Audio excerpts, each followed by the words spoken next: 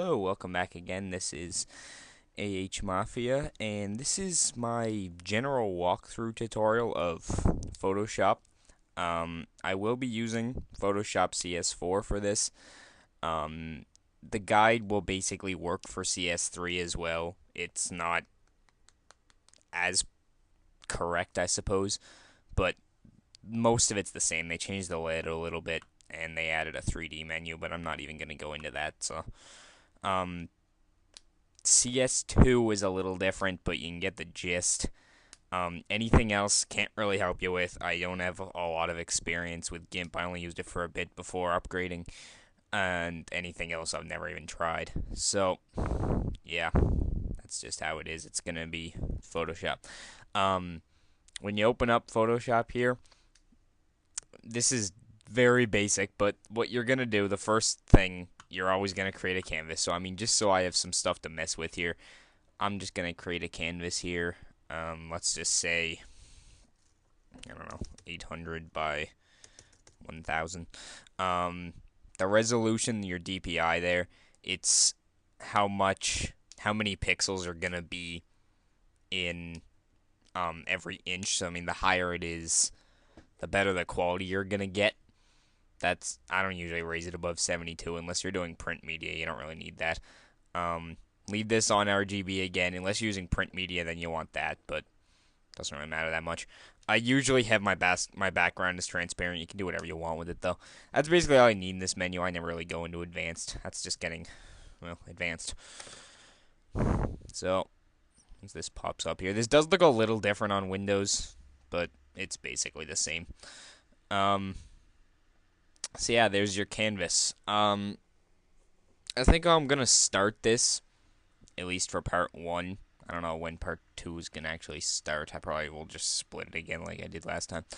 I'm gonna go through your tools menu here and go through everything. What the hell's that? Yeah, I must have clicked on something. So yeah, might as well get started with that. Your most basic of tool, the move tool. If I had anything on here, I'll just create something basic here. Your move tool is what it is. It moves stuff. And if you use, say, the arrow keys, that'll move it pixel by pixel. Good for getting specific areas, because this thing will only move it to certain spots. As you saw me use, it's a rectangle select. Basically, it'll make a selection of something, and say I wanted to delete that part of the square, I'd hit delete, it gets rid of it. If I want to delete the other part, I can hit the invert button, which is Control-Shift-I, and then there you go. It's also good, as you saw, for creating stuff. If you make a square or whatever, fill it. You can fill it with random stuff. Let's say I want to fill it with, I don't know, random scan line pattern. There you go. You have scan lines. I hate scan lines. Oh well. So yeah, there's your rectangle select. Any of the other selects will do basically the same thing. This one creates circles. If you hold shift, it'll create a perfect circle. Just like in the other one, it'll create a perfect square. Yep. Sorry about that. Some moron looking for my roommate that's never here. Yeah, if you hold square, it'll create a perfect square, blah, blah, blah. Basic stuff. I never really use this single row and stuff. I don't really know what the point of them is. But what I'm doing here, if just again the general basics. See this, the little triangle in the corner there? All that means is that there's stuff under it. It's that the tools menu isn't like huge. So like this thing will have all the different marquee tools, quick select, whatever. Yeah, now that I'm on this magic wand, I don't use the quick select tool. I don't even know what it does. I wouldn't really bother with it. I'm guessing it's just to specify a more general location than the magic wand, but the magic wand, it gets a little overused when you're trying to cut out things. I wouldn't use it for cutting unless it's on like a pure color background, but some people try. Usually it doesn't work. But basically what the magic wand will do is select all the same color. And there you go. Like, select all the black. I want to get rid of the black, and now I just have the white dot left. You can set the tolerance up here. The lower the tolerance, the more I don't know, specific it is. This is just pure black, so it's going to get it all anyway. But I don't usually have it set very high. I usually have it set at 10. Depends on what I'm doing with it. The lasso tools, the most convenient is the polygon. But anyway, the lasso tools, if you want to create like a general selection of something, like say I want, I don't know, this random blob. There you go. I have a random blob.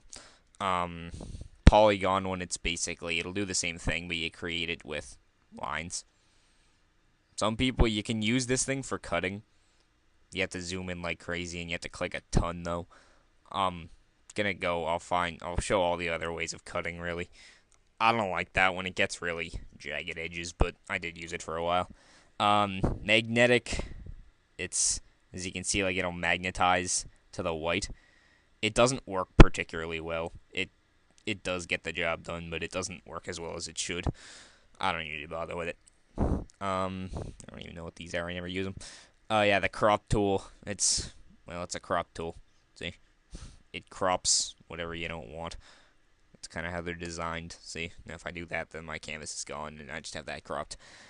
Those are mostly just used if you're using actual pictures for like signatures and stuff. You don't really need it. Slice again. I don't even know what it does. Yeah, I have no idea what's showing up there.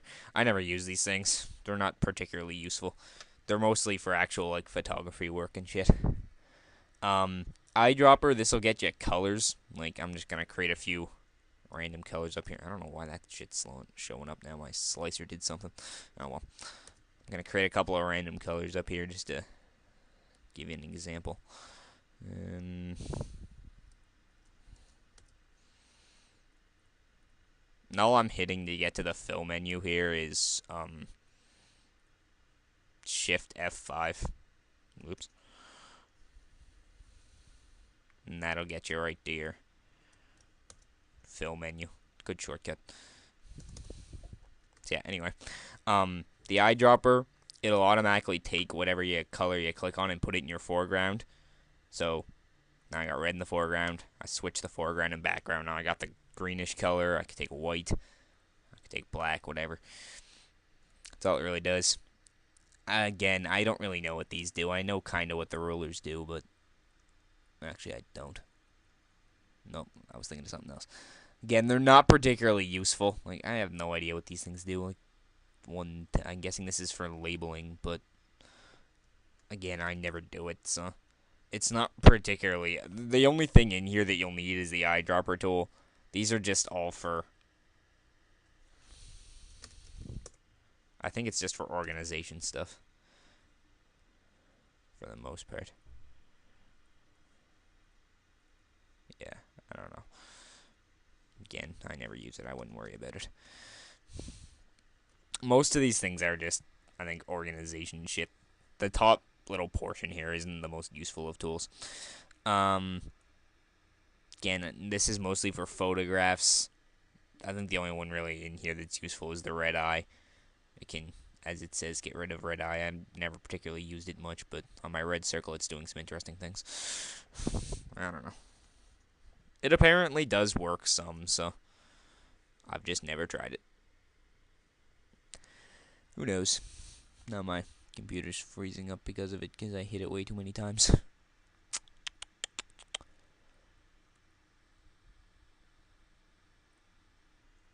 There, I cleaned all that shit off.